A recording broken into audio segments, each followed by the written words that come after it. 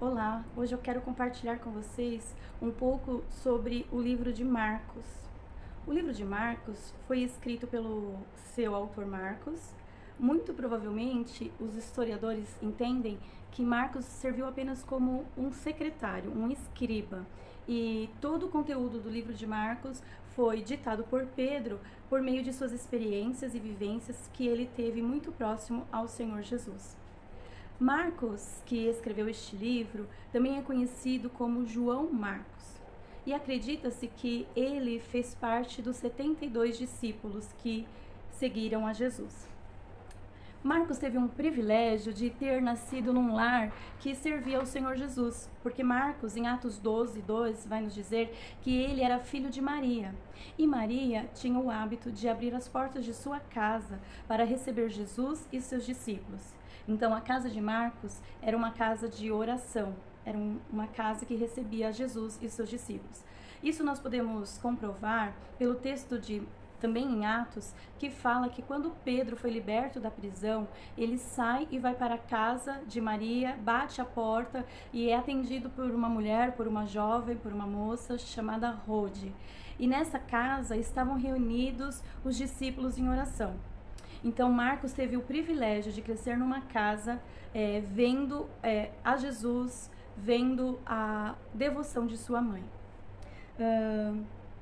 Marcos também, nós vamos estudar que ele teve altos e baixos em sua caminhada cristã.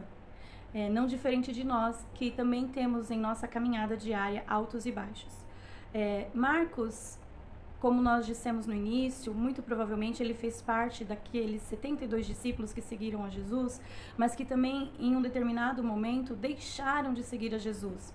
Quando Jesus traz uma palavra que ele diz que ele é o pão vivo que desceu do céu, o pão que nos alimenta, e trouxe uma palavra que trouxe escândalo para esses discípulos, eles deixaram de seguir Jesus, e Jesus pergunta aos 12 se eles também vão fazer o mesmo. Então, acredita-se que Marcos seguiu esses 72, abandonando Jesus em certo momento de sua caminhada. Também Marcos deixou Paulo em uma de suas viagens missionárias. E também nós entendemos que Marcos é aquele jovem desnudo que aparece no livro de Marcos, capítulo 14, versículos 51. Nós acreditamos, pelos estudos, que Marcos estava já deitado e Judas chega ali com sua tropa atrás de Jesus para prendê-lo na casa de Maria, porque como Jesus tinha o hábito de frequentar ali com seus discípulos, de fazer orações ali, Judas vai até ali procurar Jesus com a sua tropa para prendê-lo.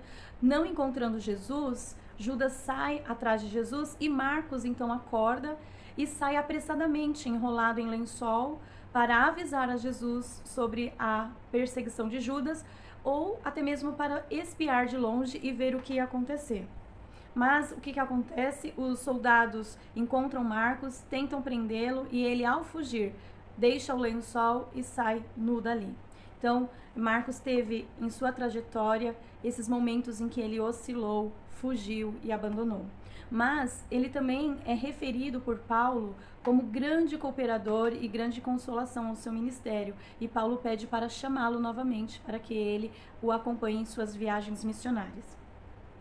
E eu quero com isso te incentivar a não desistir, porque Marcos é um exemplo para nós que ele abandonou ali naquele momento, ele oscilou ali, mas ele não deixou a sua fé. E nós não podemos deixar a nossa fé no Senhor Jesus. E lembrar de que o fracasso não é o nosso fim e que Deus está sempre pronto a nos restaurar. E que é isso que nós devemos buscar no nosso dia a dia. Buscar comunhão e aproximação de Deus, para que nos momentos difíceis nossa fé venha nos fortalecer. O livro de Marcos vai apresentar Jesus como Filho de Deus, comprovado pelos seus sinais, pelos seus prodígios e pelos milagres que ele realizou. E também vai apresentar Jesus como servo. E é sobre isso que nós queremos falar. Jesus sendo servo. O que é ser servo?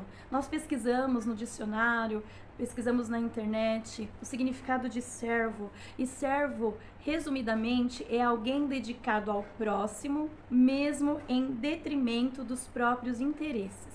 E Jesus é o maior exemplo de servo que nós podemos ter. Ele se dedicou ao próximo, ele se dedicou à humanidade, mesmo em detrimento de seus próprios interesses. E nós vemos então que no livro de Marcos, já no capítulo 1, no versículo 9, fala que Jesus foi batizado. Jesus ali já se submete, Jesus ali já toma uma posição de humildade, já toma ali uma posição de servo. Ali Jesus já ocupa o lugar do pecador. E Jesus nos ensina então, em Marcos 10, do 42 ao 45, que aquele que quer ser maior, que seja o menor. E aquele que quer ser servido, que sirva. Que ele, Jesus, não veio para ser servido, mas que ele veio servir. Então Jesus ensina a nós, seus seguidores, um paradoxo. Jesus nos ensina a andar na contramão da cultura atual. Porque a cultura atual, ela ensina, ela coloca no coração do ser humano o desejo de visibilidade, o desejo de ser notado. E Jesus já nos ensina o contrário. Se nós queremos ser maior, que nós tomemos então a posição de menor. Se nós queremos ser servido, então que nós sirvamos primeiro. E então nós devemos orar, pedir ajuda ao Espírito Santo para que Ele nos dê um coração de servo e que nós possamos servir a Deus com excelência. Como nós podemos servir a Deus? Quando nós servimos ao nosso próximo, nós estamos servindo a Deus.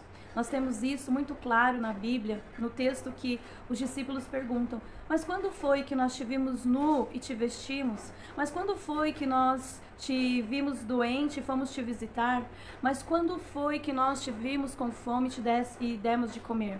E Jesus responde: quando fizeste a um desses pequeninos, a mim o fizestes. Então, se você quer saber uma maneira de servir a Deus com excelência, é servindo ao seu próximo. E Jesus, como o maior exemplo de servo que nós temos, ele serviu à humanidade dando sempre o seu melhor.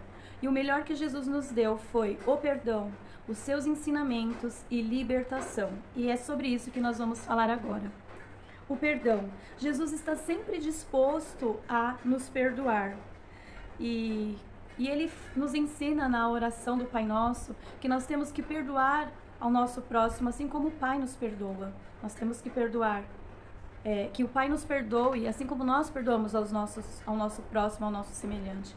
Então, Deus nos perdoa, Jesus nos perdoa, e nós também devemos perdoar aqueles que nos magoam, que nos causam tristeza. E interessante que no livro de Marcos vai falar sobre aquele jovem que os 4 amigos descem ele sobre o telhado na casa em que Jesus estava reunido. A casa em que Jesus estava tão cheia que não tinha possibilidade de alguém entrar ali pela porta, nem pela janela, se fosse uma emergência.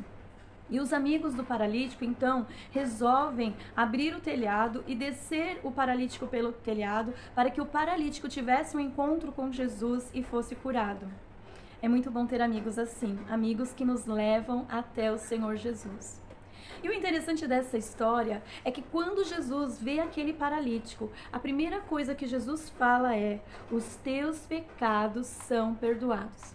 E aí pode surgir uma pergunta em nossa mente: por que Jesus, vendo que o homem era o paralítico, por que Jesus então já não fala: filho, seja curado, levanta e anda? Não, Jesus primeiro vai tratar do pecado. E por quê? Porque o pecado é o principal, é o maior problema, é o grande problema do ser humano. Mas por que o pecado é o principal problema do ser humano? Porque o pecado nos separa de Deus. E Deus tem prazer de estar junto a nós. E Deus então quer remover o pecado, Deus quer remover tudo que nos separa dele. E a grande prova que nós temos que Deus quer sempre estar perto do ser humano é que, no Jardim do Éden, logo no início da história da humanidade, Deus vai visitar o homem todos os dias na viração do dia. Outro exemplo de que Deus quer sempre estar próximo ao homem é quando Deus institui o tabernáculo, porque o tabernáculo seria a morada do Senhor e o tabernáculo estaria próximo ao acampamento do povo. Então Deus estaria próximo ao povo.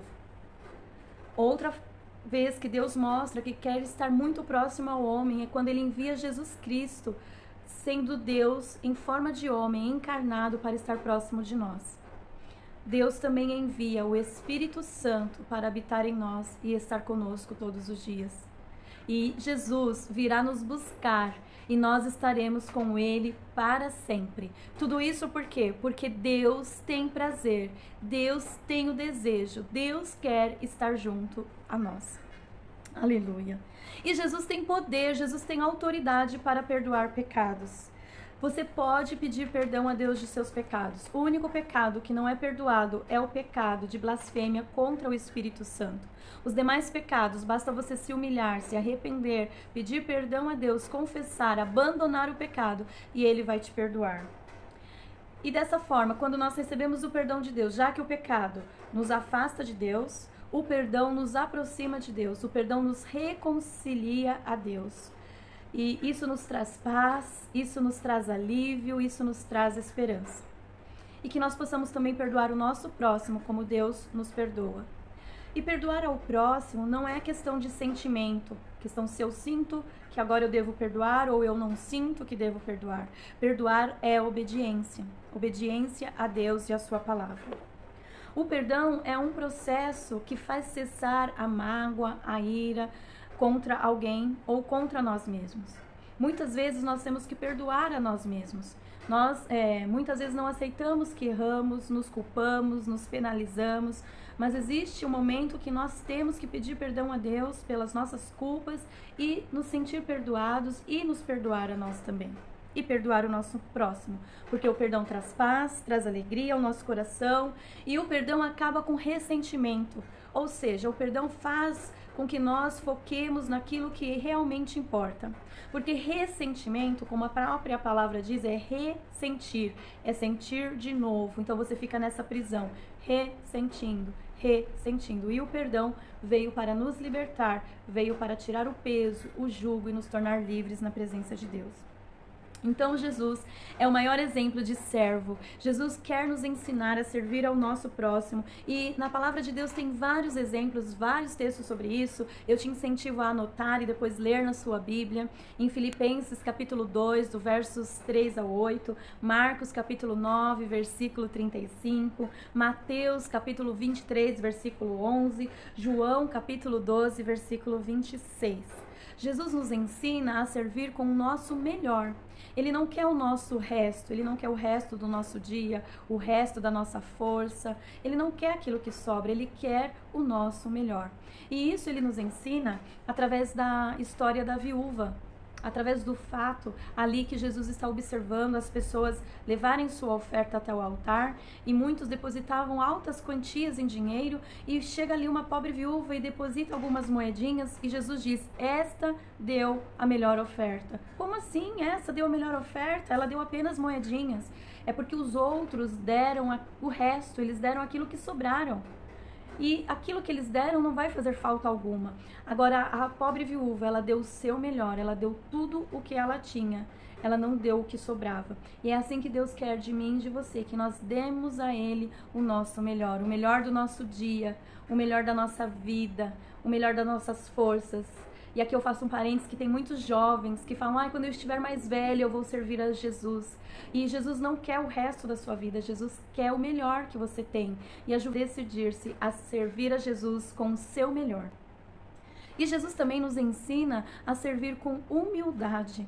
Ele mesmo diz que, sendo Deus, ele se usurpou ser igual a Deus e se fez homem, se humilhou tomando a forma de servo, sendo humilde, ele desceu das alturas do céu e veio até a terra.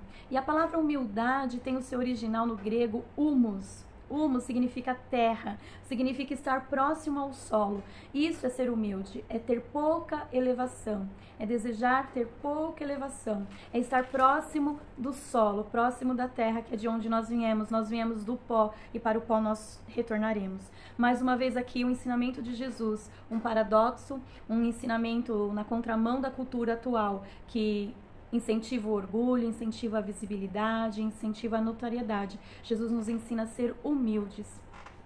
Jesus quer que nós sejamos servos obedientes, que nós servamos com o nosso melhor e que nós sirvamos com humildade, não para querer vanglória, não para querer elogios, mas para a glória e honra do nome do Senhor. Então, Jesus nos ensina a cultura do secreto, como está lá em Mateus 6:1, quando orardes, fecha a porta do seu quarto, que você possa fazer o seu melhor com humildade para o Senhor e no secreto. E Jesus também nos ensina a servir sem medo. Tem um episódio na Bíblia em que Jesus está ali na cidade e os discípulos entram no barco, se antecipam a Jesus e vão antes e estão lá já no meio do mar e vem uma tempestade. Jesus então vai até eles andando sobre as águas e quando os discípulos veem a Jesus, eles sentem medo, pensam que é um fantasma e Jesus se aproxima e diz, não tenham medo, sou eu. Então o Senhor nos incentiva a servi-lo sem medo. Eu gosto muito de ler a Bíblia, de estudar a palavra do Senhor, mas tem algumas vezes que eu abro a Bíblia de forma aleatória, de forma randômica, e quando uma dessas vezes eu abri em Salmos que estava escrito assim, quando eu sentir medo, quando eu sentir medo, eu confiarei em ti. O salmista diz isso, quando eu sentir medo. E aí eu meditei sobre esse trecho e ele não diz se eu tiver medo, é quando eu tiver medo.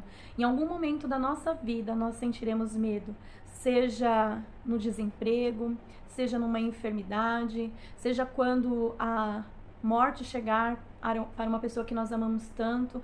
Em algum momento da nossa vida nós sentiremos medo, mas nós temos que dizer como salmista, eu confiarei em ti.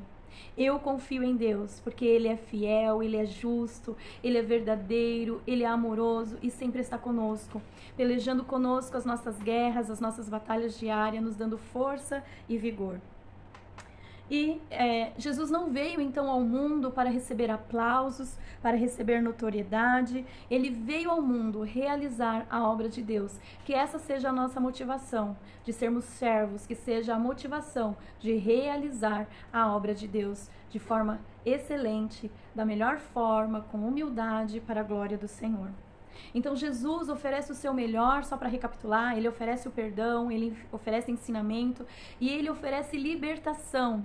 A liberdade talvez seja o maior desejo da humanidade, é o bem mais precioso que as pessoas podem ter, é a liberdade de ir e vir, a liberdade de escolha, é a liberdade, é o melhor e maior bem que uma pessoa pode ter.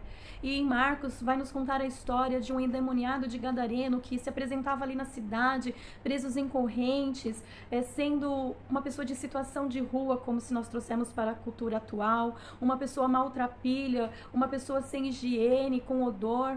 E quando Jesus encontra esse endemoniado de Gadareno, Jesus o liberta dessa casta de demônios, da miséria, desse demônio de querer ficar nas ruas, andarilho. Enfim, Jesus o liberta e ele foi verdadeiramente livre, porque a palavra de Deus em João, capítulo 8, versículo 36, diz que quando Jesus, ou quem Jesus libertar, verdadeiramente será livre.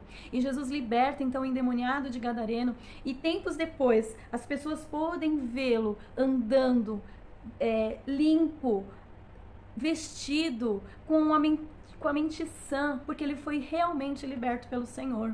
Que nós possamos desejar ser livres de tudo que nos aprisiona, de todo pecado, de todo desejo que nos afaste da presença de Deus. E eu achei interessante quando fala aqui de liberdade, de prisão.